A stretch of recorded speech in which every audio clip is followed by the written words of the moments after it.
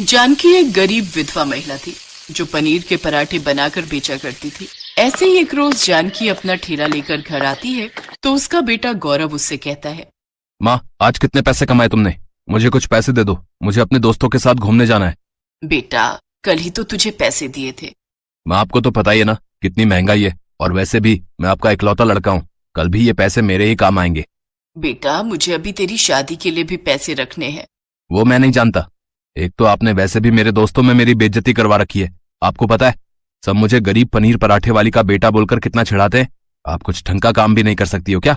बेचारी जानकी रोते हुए चुपचाप उसे कुछ पैसे निकाल कर दे देती है। वो पैसे लेकर गौरव वहां से चला जाता है। हे ऊपर वाले, ये तूने मुझ पर कैसा अत्याचार किया है।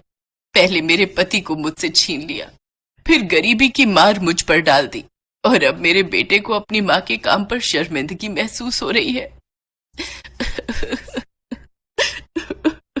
ऐसे ही वक्त गुजरता जाता है। जानकी धीरे धीरे अपने काम से कुछ पैसे जोड़ लेती है।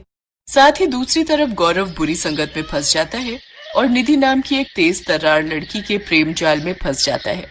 वो अक्सर गौरव से नई नई चीजों की डिमांड करती थी, जिसके लिए गौरव अपनी माँ से लड़ झगड़ कर पैसे लेता था।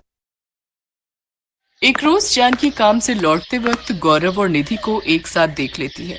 बेटे, वो लड़की कौन थी और उससे तेरा रिश्ता क्या है?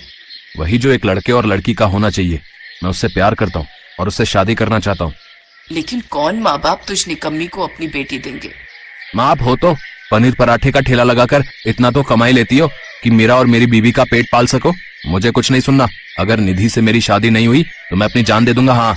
अपने बेटे की खुशी के आगे जानकी झुक जाती है और निधि के माता पिता से जाकर दोनों का रिश्ता पक्का कराती है। वक्रतुंड महाकाय सूर्यकोटि सब। लेकिन निधि बहुत ही बदतमीज किस्म की लड़की थी। वो अपनी सास जानकी को बिल्कुल भी पसंद नहीं करती थी। एक दिन जानकी, बहू, सारा दिन ठेले पर खड़े रहकर और अकेले काम करके मैं थक जाती हूँ।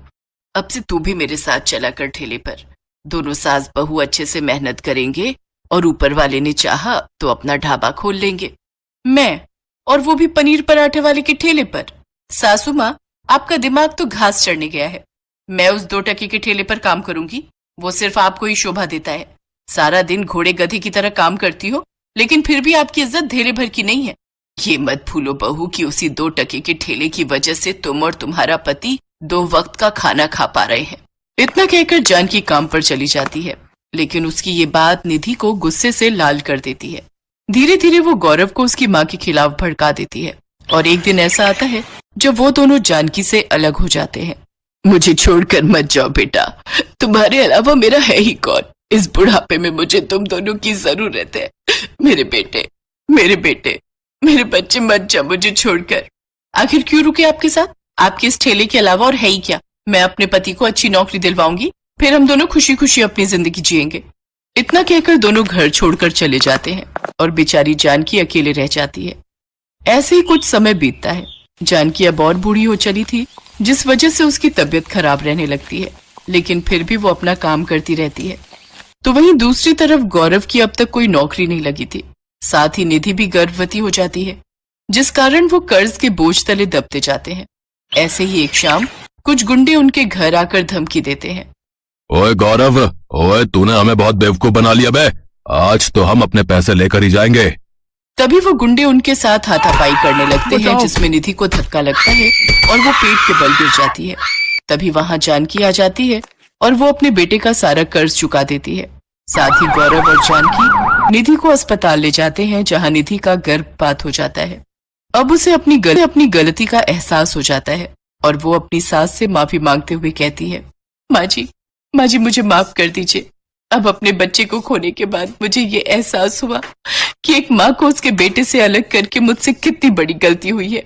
मैंने कभी आपकी कदर नहीं की और आपने आज मुसीबत के वक्त हमारा साथ दिया। हमें माफ कर दीजिए माँ जी, हमें माफ कर दीजिए। तुम दोनों को अपनी गलती का एहसास हो गया, बस यही काफी है बेटा। काम कोई भी छोटा या बड़ा नहीं होता, काम बस इज्जत से करना चाहिए। इसके बाद गौरव और निधि फिर से जानकी के साथ रहने लगते हैं। जानकी ने गौरव को बढ़िया से पनीर के पराठे बनाना सिखा दिया। अब जानकी घर पर आराम करती और गौरव पनीर पराठे का ठेला लगाने लगा, तो वहीं निधि अब घर का कामकाज संभालती। जानकी की तरह गौरव के हाथ के पनीर के पराठे भी सबको बहुत पसंद आते हैं और उसका काम अच्छा चलने लगता है। कुछ समय बाद गौरव खुद का ढाबा खोल लेता है, जिसका नाम वो गरीब पनीर पराठे वाली रखता है, जिससे उसकी अच्छी कमाई होने लगती है।